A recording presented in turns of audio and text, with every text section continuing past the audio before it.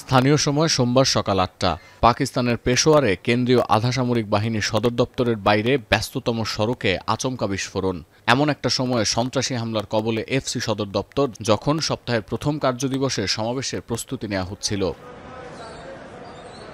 ঘটনার পর সিসিটিভি ফুটেজে দেখা যায় চাদর জড়ানো গায়ে এক ব্যক্তি ওই ভবনের গেট দিয়ে প্রবেশ করে সুইচ টিপে বোমা বিস্ফোরণের চেষ্টা করেন। এর কয়েক সেকেন্ডের ব্যবধানে প্রবেশ করে দ্বিতীয় ব্যক্তি। আত্মঘাতী বিস্ফোরণে প্রথম হামলাকারী ঘটনাস্থলেই নিহত হয়। পরে নিরাপত্তা বাহিনীর গুলিতে নিহত হয় দ্বিতীয় হামলাকারী এবং তাদের এক সহযোগী। তবে গোলাগুলির এক পর্যায়ে এফসি সদর দপ্তরের নিরাপত্তার দায়িত্বে থাকা কয়েকজন হতাহত হয়েছে বলে নিশ্চিত করেছে পেশোয়ার সিটি পুলিশের কর্মকর্তা। 8:11 पर फेडरल कॉन्स्टेबलरी पीजी गेट पर पहले एक खुदकुश हमला किया गया, जिसमें 3 जो हमारे फेडरल कॉन्स्टेबलरी के जवान हैं वो फौरी शहीद हो गए। 2 खुदकुश हमलावर ने अटैक के लिए अंदर जाके एंट्री करते ही हमारे फेडरल कॉन्स्टेबलरी के जवानों ने फौरी तौर पर रिस्पॉन्स किया।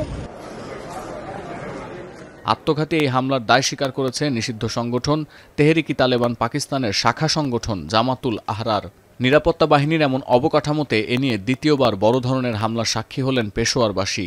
এর আগে 2023-এর ফেব্রুয়ারিতে পেশোয়ার পুলিশ লাইন্সের মসজিদে আত্মঘাতী হামলায় 84 জনের প্রাণহানি হয়। ঘটনার ভয়াবহতা বিবেচনায় নিয়ে পেশোয়ারের বৃহত্তম সরকারি লেডি রিডিং হাসপাতাল ও খাইবার টিচিং হাসপাতালে জরুরি অবস্থা ঘোষণা করা হয়েছে।